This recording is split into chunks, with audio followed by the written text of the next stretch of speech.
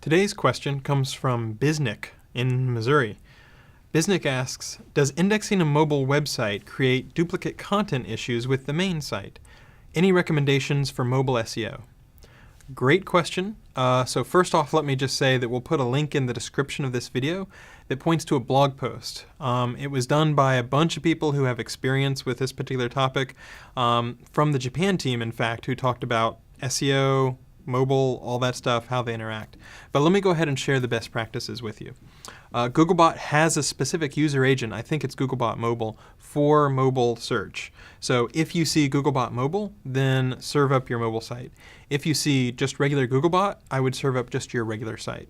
It can be nice to have the content on a separate URL, so maybe whatever your site is, .com. That can be a very good best practice.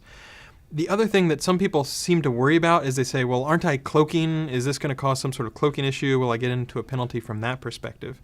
And the answer is no, for the following reason.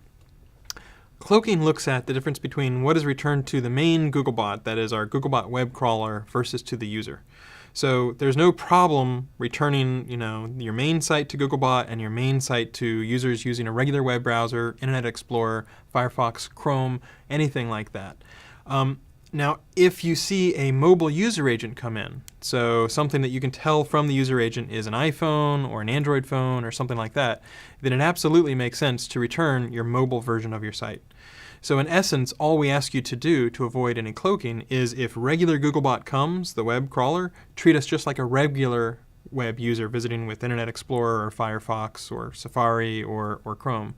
If a regular user comes in or if Googlebot comes in and it's Googlebot Mobile, then give it the mobile version of that site. Other than that, those are the main things to bear in mind. I think it is very handy to have a separate URL like whatever the name of your site is, because then you can always do testing, you can make sure that things work.